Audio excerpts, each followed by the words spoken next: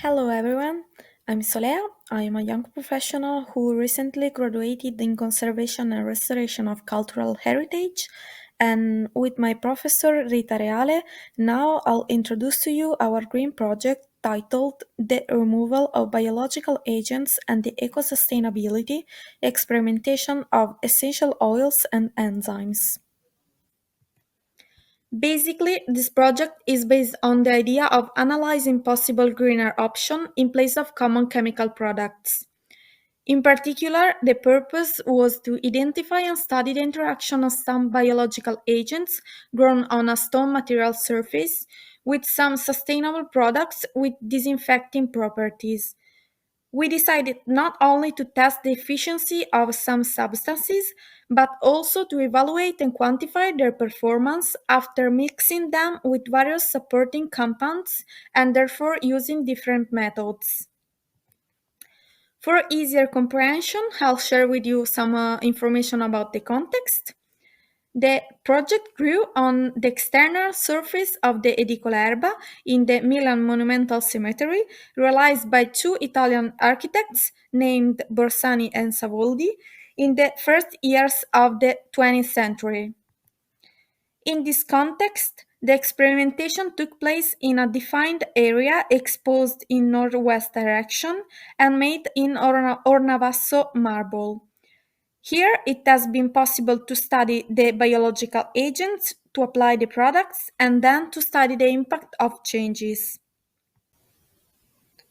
It has been decided to test two sustainable disinfecting substances, which are a combination of different essential oils and an enzyme. The first one, called Biotersus, has its origin in 1 year experimentation realized by the Vatican Museum, in which some essential oils have been individually tested and mixed to identify the best performing and less invasive option.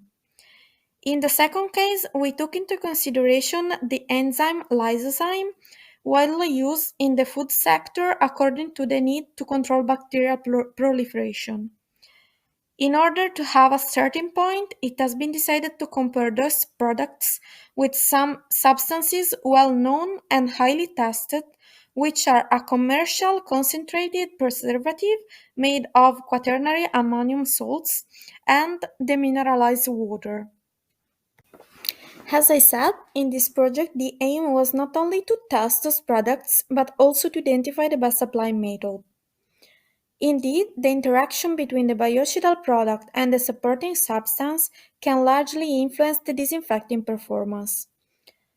With this presupposition, it has been decided to apply those substances with three compounds: a complex of cellulose pulp made of cellulose fiber and largely used in the conservation field, mixed with a psyllium based gel, which is a substance mostly used in the food sector.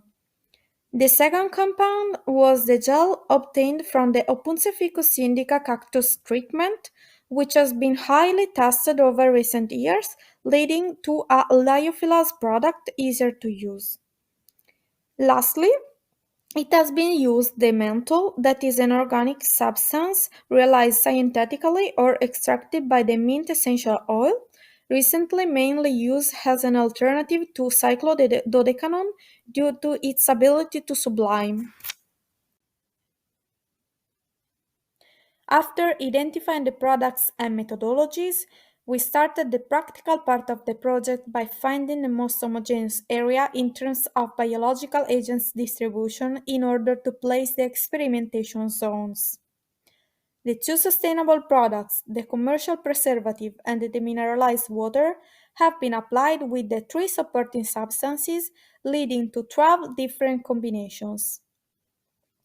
To decrease the interference due to different state of conservation of every zone, each one of those 12 combinations have been applied 3 times, leading to 36 total applying zones. During this journey, we have been supported by a diagnostic lab, which allowed us to quantify the results and monitor changes by conducting various diagnostic campaigns both in lab and in situ. Precisely, in the lab, it has been possible to identify the nature of the biological agents of degradation by developing and analyzing the microbiological cultures. In this context, this technique led to the recognition of some types of mold and bacteria. In addition, those cultures make it possible to evaluate the antimicrobial power of each product by putting the microorganism in contact with them. In this context, the two sustainable products demonstrate disinfecting power only in some cases, such as the combination of essential oil control mostly the mold proliferation, and on the other hand, the enzyme had more power on the bacteria growth. Meanwhile, in situ it has been possible to monitor some aspects of the changes, such as the growth or decrease of the biological activity by analyzing it with a bioluminometer, or the colorimetric change by measuring it with a colorimeter. Finally, it has been possible also to produce some pictures with a portable digital microscope in different times and situations in order to compare them and have a photographic record of the state of conservation in the phases of the project.